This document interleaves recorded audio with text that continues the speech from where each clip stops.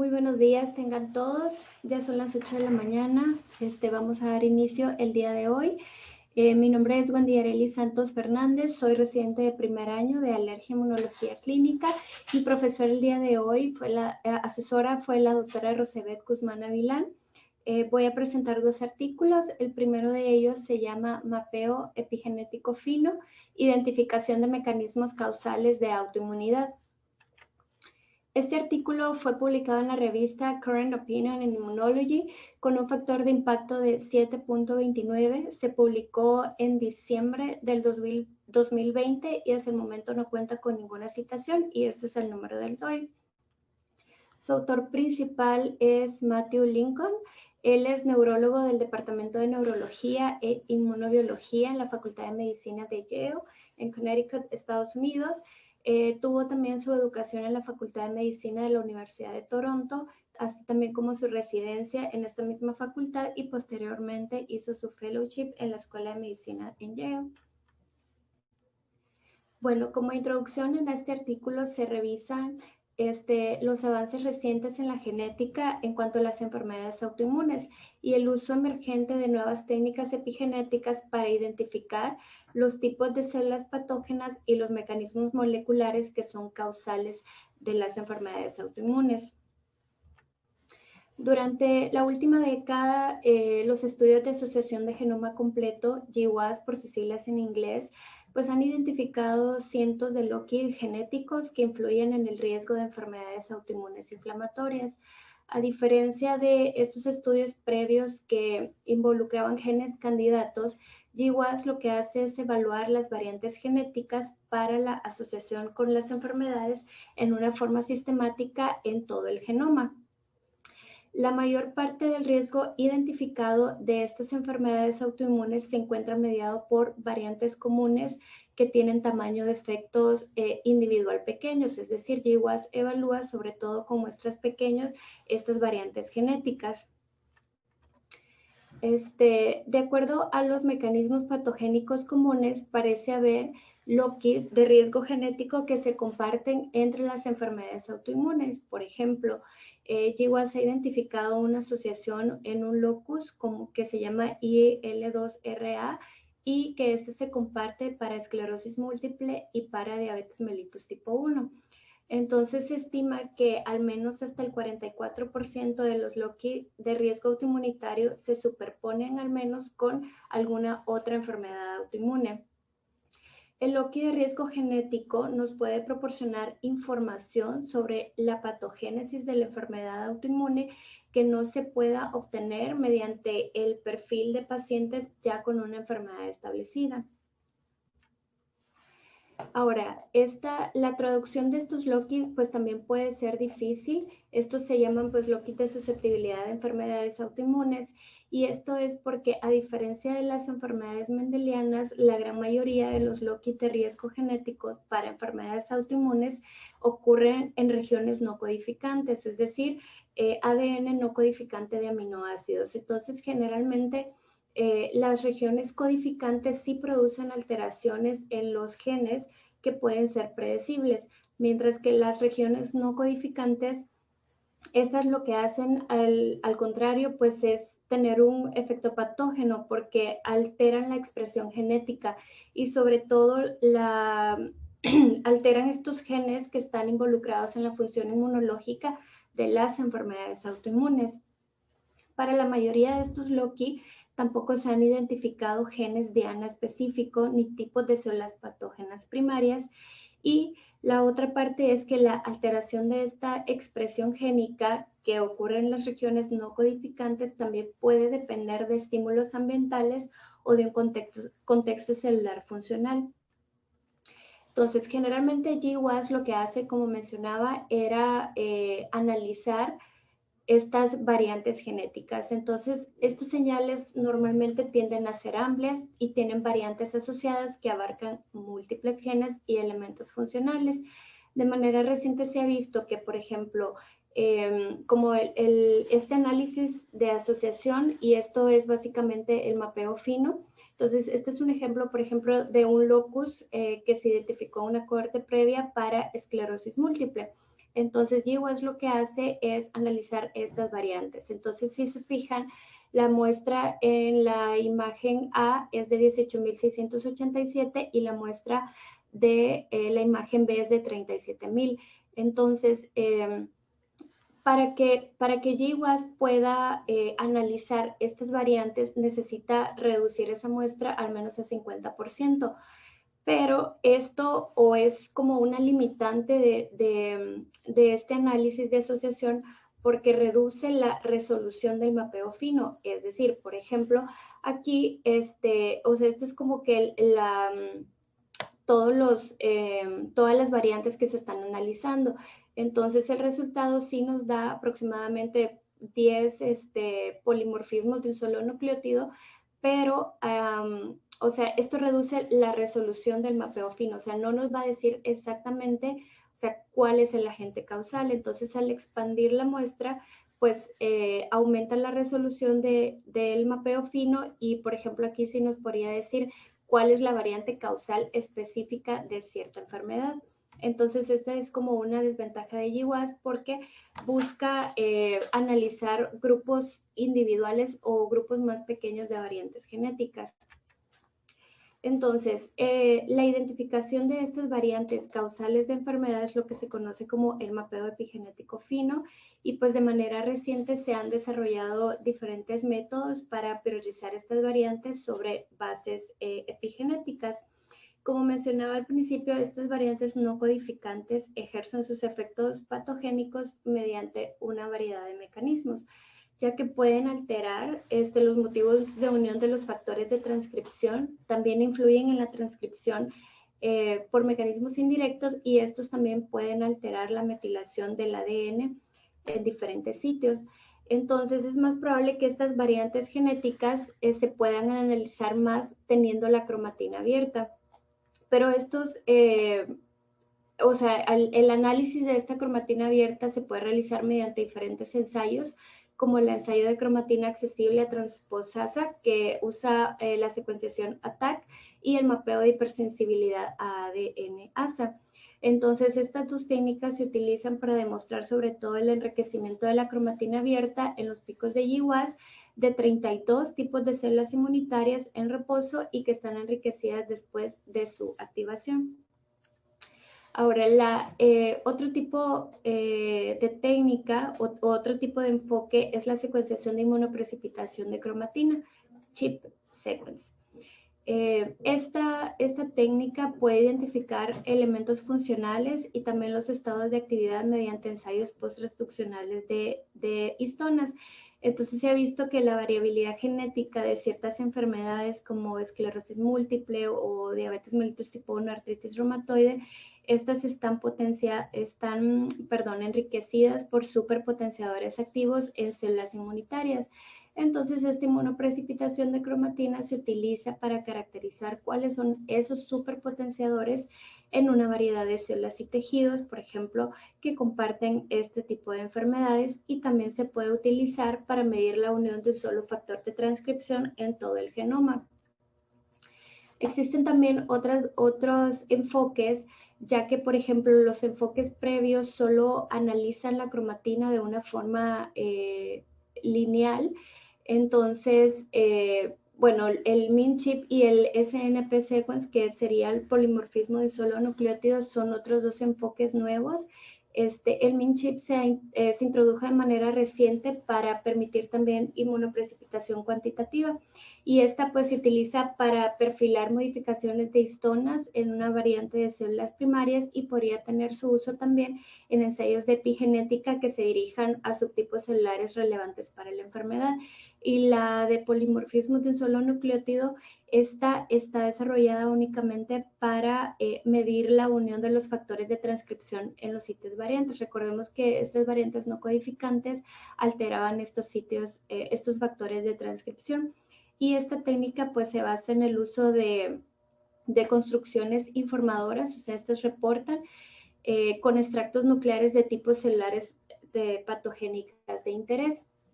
Y bueno, como les mencionaba anteriormente, estas técnicas convencionales, por decirlo así, de genética, evalúan la cromatina de una manera lineal y no permiten evaluar las interacciones que existen entre los elementos cisreguladores y los promotores de genes. Entonces, se desarrollaron el Hi-C y el Hi-Chip, que el Hi-Chip es un método de conformación de cromatina que está centrado en las proteínas. Y estos pues se desarrollaron para evaluar de manera directa las interacciones de la cromatina, y esto lo hacen en 3D. Y ya que la captura de este promotor del Hi-C permite una eficiente y escalable identificación de interacciones entre el promotor y los elementos reguladores de varios tipos de células y tejidos inmunes. Y este mapeo también se puede utilizar para vincular señales genéticas en genes dianas relevantes. La otra técnica descrita es la identificación del mecanismo regulador negativo, es decir, identificar fenotipos intermedios. Estas técnicas de mapeo epigenético intentan identificar variantes causales, pero lo hacen mediante la integración de datos genéticos ya con perfiles epigenéticos, y esto lo hacen para loquis mucho más complejos donde, por ejemplo, existen diferentes variantes asociadas, o sea, múltiples variantes y no de forma individual. Y estas variantes se pueden correlacionar estrechamente y puede ser que no se identifique, como por ejemplo en la imagen del GWAS, que no se identifique una sola variante causal. Entonces, como para estos loquis que tienen múltiples variantes, se utiliza estos fenotipos intermedios, y pues se requieren enfoques alternativos para estos tipos de loquis. Y otra técnica son los estudios de rasgos cuantitativos de expresión, por sus siglas en inglés EQTL. Estas identifican variantes genéticas que influyen en la expresión de genes en determinados tipos de célula, y estas lo que hacen es identificar los loquis de susceptibilidad a la enfermedad que se superponen entre sí, entre los mecanismos de la enfermedad.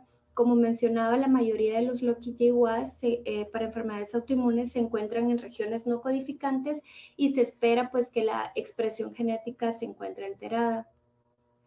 Y bueno, y estos estudios de rasgos cuantitativos de expresión de los loquis lo que evalúan es, por ejemplo, la superposición de estos loquis con 3 genes cercanos. Entonces, este es como un poquito más específico que GWAS. Y por ejemplo, evalúa aquí en el inciso B, por ejemplo, se ve que la señal para el gen 1 coincide con la susceptibilidad de la enfermedad, mientras que los otros genes 2 y 3 no.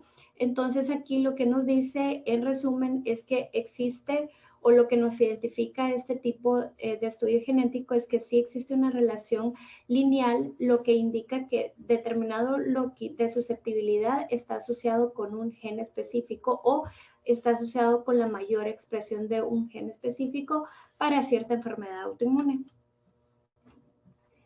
Hay escasez de superposiciones de GWAS, y esto es porque normalmente estas superposiciones pueden ser dependientes del tipo de células o dependientes del contexto, y también se ha demostrado que estos subconjuntos de datos específicos tienen un mayor rendimiento para identificar posibles mecanismos causales, y también se han empleado diferentes subtipos inmunes más específicos, y se han examinado la expresión génica bajo estímulos fisiológicos. Como discusión de este estudio, pues es un estudio corto realmente, donde solo se mencionan las técnicas emergentes nuevas. Al generalizar este marco de superposiciones de GWAS con el IQTL a fenotipos moleculares y celulares, se puede obtener conocimientos adicionales sobre mecanismos patogénicos de regulación negativa en los loquis más complejos de GWAS, y pues se ha comenzado un paradigma para emerger en el que estas señales de GWAS de enfermedades autoinmunes pueden traducirse en mecanismos moleculares específicos. Entonces, como conclusión de este estudio, podríamos decir que básicamente estos estudios de mapeo epigenético lo que buscan es identificar las variantes causales para el subconjunto de enfermedades autoinmunes, y no tanto para una enfermedad autoinmune individual, que no se puede, porque estas pues no son, no se pueden predecir, por ejemplo, para enfermedades futuras. El segundo artículo se llama Respuesta inmune innata en enfermedades sistémicas autoinmunes, un blanco potencial de terapia. Este artículo fue publicado en la revista Inflammopharmacology con un factor de impacto de 3.2 y este se publicó el 18 de septiembre del 2020. Hasta el momento no cuenta con ninguna citación y este es el DOI. Su autor principal es Alireza Erati. Él es profesor asistente de medicina interna en la Universidad de Ciencias Médicas de Irán. También realizó sus estudios en esa misma universidad en Teherán, Irán. Cuenta con 19 publicaciones y hasta el momento cuenta con 9 citaciones.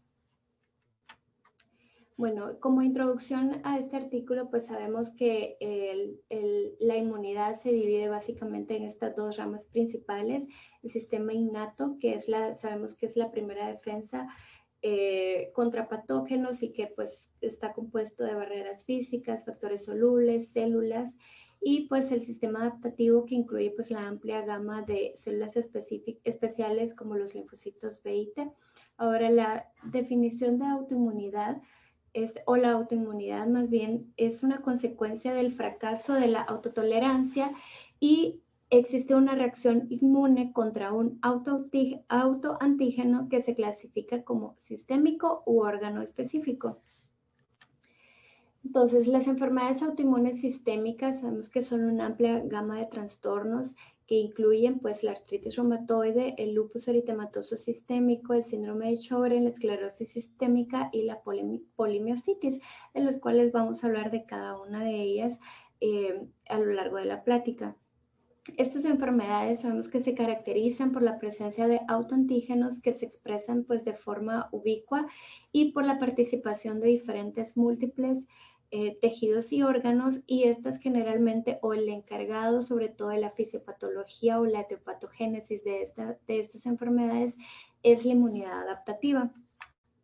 Sin embargo, en este estudio se evalúa o se destaca cómo la inmunidad innata podría afectar estas enfermedades autoinmunes sistémicas, y también se presentan nuevas terapias dirigidas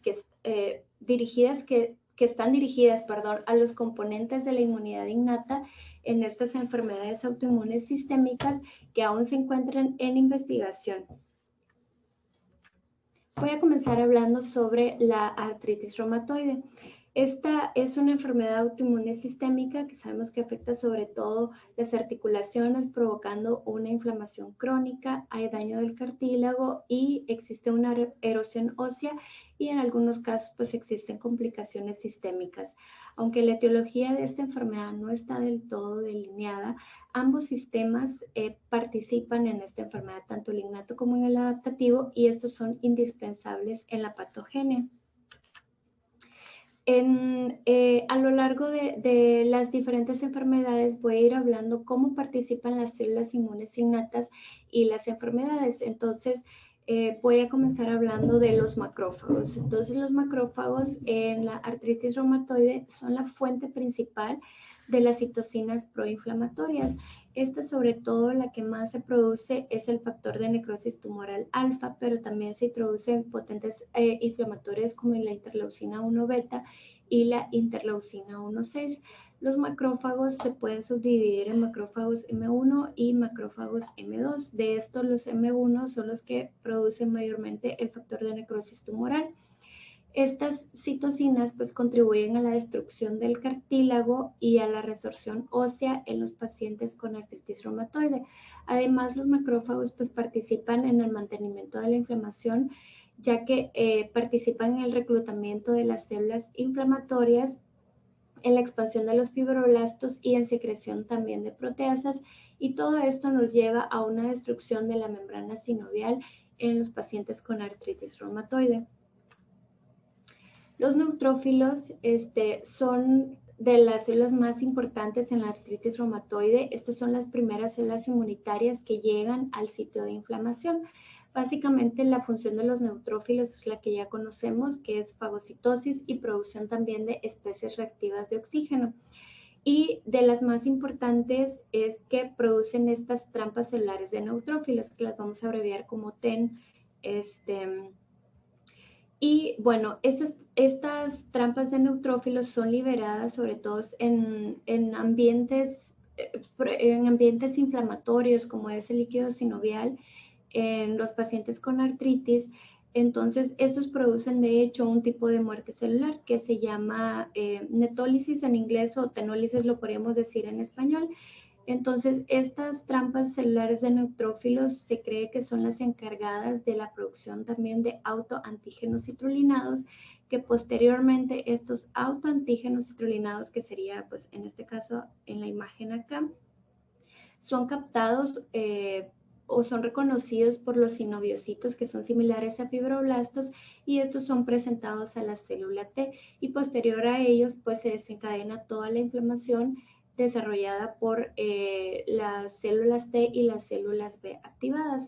También se ha visto que potentes citocinas inflamatorias liberadas por estos sinoviocitos similares a fibroblastos, como la interleucina 8, interleucina 6, incluso interleucina 2 también, están presentes o contribuyen también a que los neutrófilos produzcan estas trampas celulares. Además de esto, los neutrófilos en el líquido sinovial de los pacientes producen un estimulador de linfocitos B, y esto también contribuye a la activación de los linfocitos B autorreactivos. Las células dendríticas se cree que son actores claves también en la iniciación de la inflamación articular, y que también están implicadas en el desarrollo de la artritis reumatoide. Se ha encontrado que los pacientes con esta enfermedad tienen un número aumentado de células dendríticas, y sobre todo las de tipo plasmocitoides en las articulaciones. Normalmente las células dendríticas sabemos que son presentadoras de antígeno por excelencia, pero se cree que en ambientes inflamatorios como el líquido sinovial o en las membranas sinoviales, estas células dendríticas podrían desempeñar un papel diferente a la de presentar antígenos, y se consideran sobre todo las plasmocitoides como un subconjunto de células inflamatorias, y estas pues son las encargadas sobre todo de la producción de células de tipo Th17, las cuales por medio de la interleucina 23 van a liberar o van a producir interleucina 17, que actúan de manera directa con los fibroblastos sinoviales. Además de eso, otra célula importante en esta cascada inflamatoria son las células asesinas naturales, y estas tienen la característica que producen también citocinas inflamatorias como el interferón gamma y el factor de necrosis tumoral alfa. Este interferón gamma, pues a través de precursores osteoclásticos, participan sobre todo en la membrana sinovial, y pues llevan también a una cascada de inflamación. Entonces, en esta imagen se resume básicamente la participación de los macrófagos que mencionaba a través de las diferentes interleucinas, de las células dendríticas y de las células asesinas naturales. Otra parte muy importante en la fisiopatología de la artritis reumatoide son los sinoviocitos similares a fibroblastos. Recuerden que les había dicho que estos eran los que reconocían, los que captaban los autoantígenos anticitrulinados. Estas son células no inmunes, pero estas sobre todo se encuentran en la membrana sinovial. Estas producen quimiosinas muy importantes como CCL2, CCL5, CCL8, CXCL5, CXCL10, y estas reclutan monocitos y macrófagos. Estos sinoviocitos, que pues sería en esta imagen de acá, sería esta color amarillo, son los sinoviocitos similares a fibroblastos. Estos presentan este receptor RANKL, que es un ligando para el receptor del factor nuclear kappa B, y también presentan BAFF, expresan BAFF, que es un factor activador de las células B, lo que favorece el mantenimiento y la activación de las células B para la producción de autoanticuerpos. Entonces, también se ha visto que diferentes factores ambientales, como por ejemplo fumar, están involucrados en la patogenia de la artritis reumatoide, ya que muchos estudios demuestran de que la primera como barrera que se rompe, o el primer golpe en este tipo de enfermedades autoinmunes son, por ejemplo, las mucosas. Entonces, gracias al cigarrillo, al existir enfermedades periodontales o pulmonares u orales, se cree que estas pues llevan a la interacción de la mucosa, y esto puede incrementar la citrilación de los autoanticuerpos y provocar sinoviositis. Además, bueno, se han encontrado diferentes autoanticuerpos, no solamente los citrulinados, sino que también están autoanticuerpos contra colágeno tipo 2 o factores reumatoides. Se creen que estos autoanticuerpos, al formar complejos inmunes, pueden activar también factores del complemento, y se ha visto que factores como C5A o C3A también están elevados en los pacientes con artritis reumatoide, y que también C1Q y C4 pues forman parte importante de la fisiopatología de esta enfermedad gracias a la activación con los complejos de autoanticuerpos. Y bueno, por último, en la artritis reumatoide, estas son algunas de las terapias que están aprobadas ya por la FDA y ya se encuentran en estudios clínicos, cuyo objetivo pues son los componentes de la inmunidad innata en artritis reumatoide. Son ya conocidos como adalimumab, que pues el target sería el factor de necrosis tumoral alfa, etanercept, que también ya lo hemos visto, golimumab, certolizumab, infliximab, tocilizumab y tofacitinib. Entonces estos pues básicamente la mayoría, bueno, a excepción del tocilizumab, que va en contra el objetivo, perdón, es la interleucina 6, pues la mayoría van sobre el factor de necrosis tumoral alfa, que es el que mayormente está involucrado en la fisiopatología de la artritis reumatoide. La siguiente enfermedad de la que voy a hablar es el lupus eritematoso sistémico. Esta es pues sabemos, es una enfermedad autoinmune crónica. Esta es multifacética, que tiene manifestación proteica que afecta a múltiples órganos, incluidos la piel, riñón, corazón y pulmones, y que se caracteriza sobre todo por la presencia de autoanticuerpos específicos para autoantígenos como el ADN bicatenario, las ribonucleoproteínas, histonas y también ciertos componentes citoplasmáticos. Entonces, hablando ya de las células involucradas, básicamente vamos a ver que en todas las enfermedades voy a ir hablando de las mismas células, pero voy a ir explicando cómo participan en la fisiopatología de esta enfermedad. En lupus, los macrófagos también se cree que estos son los principales involucrados en la etiopatogénesis de la enfermedad. Como les había mencionado al principio, se pueden clasificar en M1 y M2. Los M1 son los que son activados de forma clásica, y estos son inducidos por el interferón gamma y lipopolisacáridos, y estos pues participan en respuestas inflamatorias.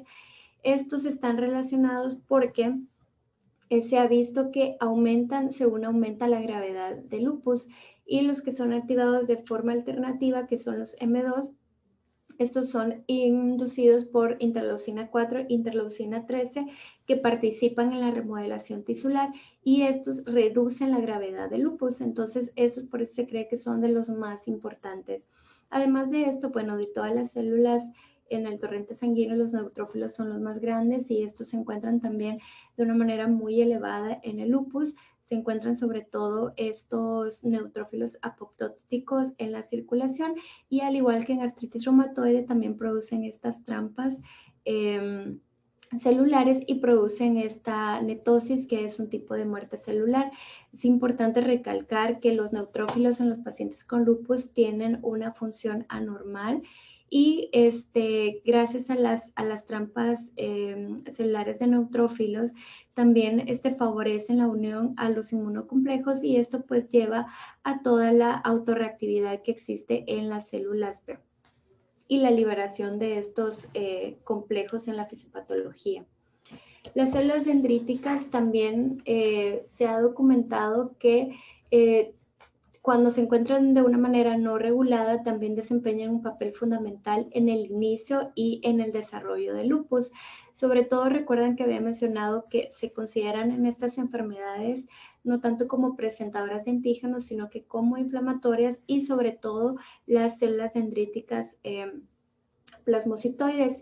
Estas muestran una expresión de PDL1 durante la enfermedad activa y muestran también una expresión de CD80 y CD86 elevada. Algo muy importante o la característica principal o el fenotipo principal en lupus es que las células dendríticas plasmocitoides liberan o producen este interferón gamma. Entonces, los niveles de interferón gamma están muy elevados y estos pues llevan también aquí a la estimulación de las células B y esto pues produce la cascada que ya mencionamos, provocando la muerte celular por los neutrófilos y también por los complejos autoinmunes y pues llevando a un estado proinflamatorio de una manera constante gracias a al interferón gamma. Los números también de las células plasmocitoides, de las células dendríticas plasmocitoides disminuyen en la sangre de pacientes con lupus, pero se creen que estas células plasmocitoides se acumulan en la piel de los pacientes con lupus. En cuanto a las células asesinas naturales, también pues participan en esta enfermedad. Estas tienen la característica que se encuentran disminuidas, entonces por ende su citotoxicidad está deteriorada. Y en cuanto a la interleucina 5, que es la encargada básicamente de la diferenciación y la supervivencia de las asesinas naturales, se encuentra elevada en lupus. También los basófilos, también las natural killer también producen grandes cantidades de interferón gamma y llevando pues también a toda la cascada inflamatoria que mencioné anteriormente. Otras de las células involucradas son los basófilos, y estos están involucrados sobre todo en las lesiones cutáneas en el lupus. Estas, incluso como están muy involucradas en las lesiones cutáneas, se ha visto que también estimulan a los linfocitos B para la producción de anticuerpos antinucleares y se han propuesto incluso como biomarcadores de la actividad de la enfermedad. Las prostaglandinas D2 también se ve aumentada en los pacientes con lupus, interactúa con los receptores de la prostaglandina en la superficie de estos basófilos y lleva a la migración de estos basófilos a otros órganos linfoides secundarios. Ahora bien, el papel que tiene el sistema del complemento en lupus es controvertido. ¿Por qué? Porque pues, el complemento tiene funciones o desarrolla funciones protectoras y patológicas. Entonces, en lupus ejerce su papel de protección mediante, bueno, no en lupus, en las personas en general, ejerce su papel de protección mediante la eliminación de complejos inmunes y de las células apoptóticas, y así también como de la autotolerancia. Entonces, se ha visto que existe una deficiencia de complementos, de componentes del complemento en pacientes con lupus y que está relacionado con la patogenia de la enfermedad. Incluso deficiencias de C1Q, así como defectos genéticos o autoanticuerpos anti-C1Q, se ha visto que pueden causar lupus en el 90% de las personas. También se han demostrado niveles bajos de C1Q, C4 y C2 que están asociados a una disfunción en el aclaramiento de las células apoptóticas.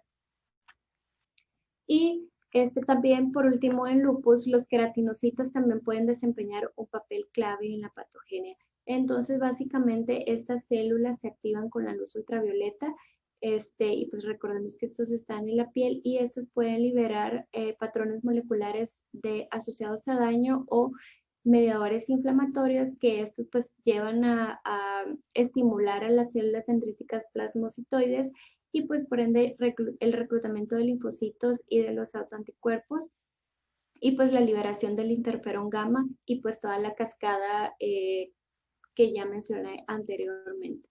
Esos son algunos de los objetivos, de los tratamientos cuyo objetivo es la inmunidad innata. Estos todavía se encuentran en fase 1, fase 2, son ensayos clínicos, todavía no se encuentran aprobados y vemos que pues el objetivo principal sería pues el interferón alfa, el interferón I, que también lo vamos a ver más adelante, interleucina 6, BCL2, BDCA2 y también el JAK1 y el JAK2. La tercera enfermedad de la que voy a hablar es el síndrome de Sjögren.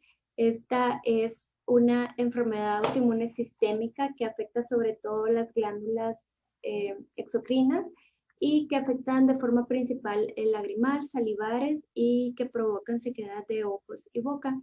Este se puede dividir en Sjögren primario, en el que ocurre una disfunción en el flujo lagrimal y salival, y este incluye también una amplia gama de manifestaciones sistémicas y organoespecíficas. Y el Sjögren secundario ocurre sobre todo en asociación con otra enfermedad autoinmune, como por ejemplo lupus eritematoso sistémico y artritis reumatoide. La patogenia no se comprende bien del todo en la actualidad, pero lo que sí se sabe es que los sistemas tanto innato como adaptativo desempeñan un papel fundamental en esta enfermedad.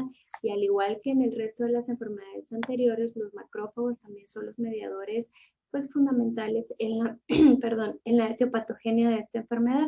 Sobre todo el fenotipo principal o el perfil principal del síndrome de Sjögren es la polarización proinflamatoria de los macrófagos M1. También se ha visto que existen concentraciones sistémicas muy elevadas de interleucina 6 en estos pacientes. Entonces, se ha demostrado que otras interleucinas están involucradas y que en cuanto a la enfermedad esté más activa, se van a encontrar niveles más altos de interleucina 2 y la enfermedad menos activa, niveles más altos de interleucina 33. Además, tanto los macrófagos como los monocitos pueden producir proteínas quimioatrayentes de monocitos que se abrevia MCP1, CCL2, interferón gamma también, al igual que las células dendríticas, y citocinas y quimiosinas secretadas por estos monocitos como interleucina 6, interleucina 8, interferón I y también el factor activador de las células B. En estos pacientes con síndrome de Sjögren, el IκB alfa en los monocitos está disminuido. Este es un receptor de ligando que participa, es un receptor de ligando de la vía del factor nuclear de capa B, y esto pues al encontrarse disminuido lleva a una desregulación de esta vía de la señalización y por ende a una producción de citocinas proinflamatorias. En cuanto a las células dendríticas en Sjögren, estas son la fuente principal de interferón I. Esto mediante ácidos nucleicos en forma de complejos de autoanticuerpos están presentes y gracias a los fragmentos de células apoptóticas activan la producción del interferón I por las células dendríticas, sobre todo las de tipo plasmocitoides. Esta, como les mencionaba, al igual que en otras enfermedades, también libera interferón alfa, pero la mayor producción es la de interferón I. Y también, o sería interferón 1, interferón 2, y también, pues aquí se ven involucradas las células asesinas naturales que expresan este receptor, que es el NCR3 y el NKP20, que es también en estas células asesinas naturales están presentes en las glándulas salivales, y esto gracias a los receptores de tipo TOL van a estimular a las células dendríticas plasmocitoides para la liberación también del interferón 1 y la estimulación de las células TH1. En los pacientes con síndrome de Sjögren primario, el número y la actividad de las células asesinas naturales en sangre periférica están reducidas también de una manera significativa, y también lo están las células T asesinas naturales invariantes o INKT. Estas son las terapias que se encuentran en investigación también, que se dirigen contra la inmunidad innata en el síndrome de Sjögren. Vemos el iguaratimod, que el target o el objetivo principal es la vía de señalización del factor nuclear kappa B, filgotinib, JAK1, etc. Estos todavía también se encuentran en fase 2 y algunos en fase 1 y todavía no se encuentran aprobados. La cuarta enfermedad es la polimiositis. Esta es una enfermedad inflamatoria crónica inusual del tejido conectivo que pues involucra que los músculos se atrofien con el tiempo. Generalmente la afectación muscular es diferente en cada parte del cuerpo, y esto lleva a que los pacientes pues no puedan subir escaleras o no puedan hacer actividades que normalmente hacía. la debilidad va progresando y puede llevar a condiciones fatales como por ejemplo disfagia o dificultad respiratoria en estos pacientes. Su etiología tampoco está del todo clara, pero al igual que el resto de las enfermedades autoinmunes, es más común en mujeres, pero se han identificado también genes específicos del antígeno leucocitario humano como alelos tipo DRB1, 0301, y generalmente lo que les mencionaba, o sea, o están involucrados con otras enfermedades o inflamatorias o como cáncer, y el mecanismo por el cual se daña el músculo, por decirlo así, es gracias a las perporinas y las granzimas, porque lo hacen a través de las células de los linfocitos T citotóxicos que atacan o se unen sobre todo a las fibras musculares que expresan el complejo mayor de histocompatibilidad de tipo 1. Entonces, esto también pues lleva a la activación de los linfocitos CD8, perdón, citocinas y quimiosinas proinflamatorias y también la señalización, la activación del NF-κB. Y esto también lleva a la liberación de citocinas y esto lleva al final de todo pues a una degeneración del músculo. Se han visto también múltiples citocinas elevadas en la polimiositis, incluidas la interleucina 2, interleucina 6 e interleucina 10, y sobre todo se ha visto factor de necrosis tumoral alfa, la cual se cree que ejerce un efecto devastador en el músculo en estos pacientes porque ejerce un efecto proteolítico. También el factor de crecimiento tisular beta, interleucina 1 beta, también junto con el factor de necrosis tumoral alfa, ejerce este efecto proteolítico. Sin embargo, el factor de necrosis tumoral alfa lo hace mediante una vía de glucocorticoides y la interleucina 1 lo hace de una manera independiente a glucocorticoides. Entonces vemos aquí más de cerca, como les mencionaba, generalmente atacan las que expresan el complejo mayor de histocompatibilidad de tipo 1 y estas son las quimiosinas también que se encuentran presentes. Entonces actúan o se ha visto que expresan también receptores de tipo TOL, sobre todo los 3, 4 y 7, y de estos los tipo 3 liberan interleucina 6, que la interleucina 6 es la encargada del mantenimiento e inflamación constante de los músculos.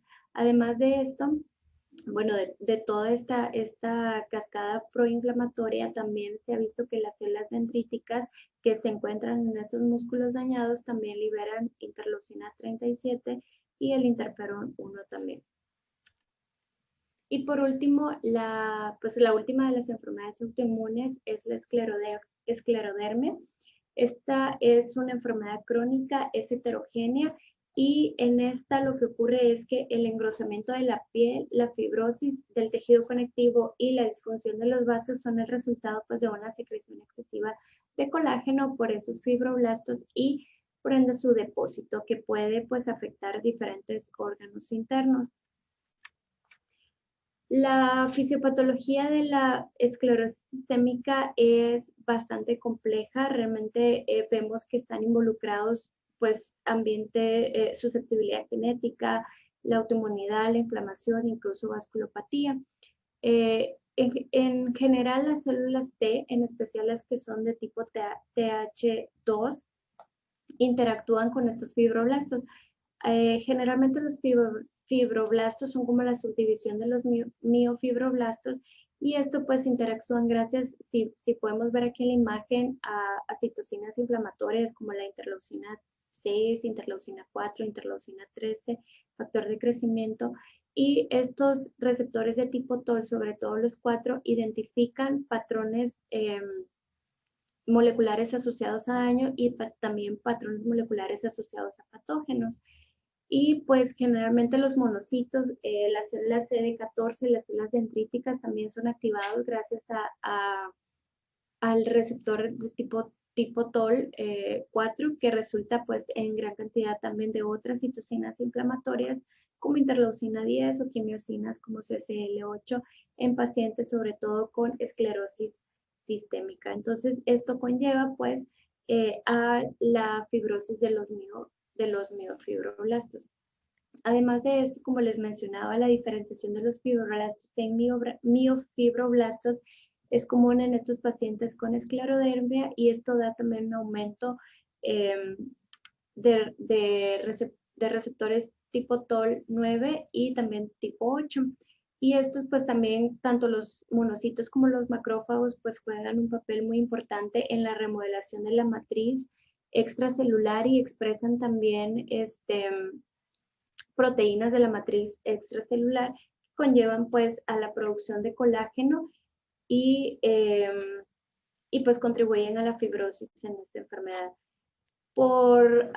Ya para terminar, a lo largo de los años, los diferentes estudios pues han investigado realmente el papel que desempeñan el aumento o la disminución de los componentes del complemento y la esclerodermia, pero todavía pues no se sabe mucho del tema. Lo que sí se sabe o lo que sí está involucrado en la fisiopatología es el inflasoma. De estos, el inflasoma, el mayor, el que se conoce mejor es el NLRP3 y esto pues gracias a la interleucina 1 beta forma o confirma fibrosis y hace un efecto sobre los fibroblastos y estos niveles de interleucina 1 beta pues son más elevados en los pacientes con esclerosis sistémica y esto pues lo hacen a través de las caspasas 1. Entonces el inflasoma sí está involucrado. También se ha visto que disbiosis intestinal u otros factores ambientales pues también están involucrados. Y esto por último, estos son los objetivos también de tratamiento para esclerosis sistémicas que están relacionadas con inmunidad innata. Estos también se encuentran en fase 1 y fase 2 y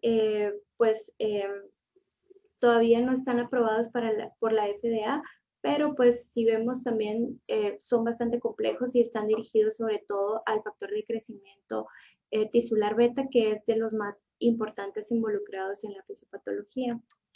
Por último, para terminar con las conclusiones, la inmunidad innata actúa como proveedora de condiciones inflamatorias para la función de la inmunidad adaptativa, como parte independiente o como partícipe en el sistema inmunológico adaptativo. En la actualidad, pues ya se encuentran, como vimos en estudio, nuevas terapias en ensayos clínicos cuyo objetivo es la inmunidad innata. Sin embargo, pues aún queda mucho para aprender sobre este tema. Como conclusiones personales, los estudios actuales de ambos artículos, los estudios actuales de asociación del genoma son fundamentales para identificar la susceptibilidad genética de diferentes enfermedades autoinmunes e inflamatorias. Y ya teniendo en cuenta la base y la etiología genética y conociendo ya pues todo el papel que desempeña la inmunidad innata en estas enfermedades, pues nos lleva a una mejor comprensión del desarrollo de la enfermedad y pues constituye también una posible vía para nuevas opciones de tratamiento que tengan menos efectos secundarios, porque recordemos que son enfermedades que tienen tratamientos a largo plazo y que por ende ayudan a mejorar la calidad de vida de estos pacientes. Y por mi parte, pues sería todo. Muchísimas gracias.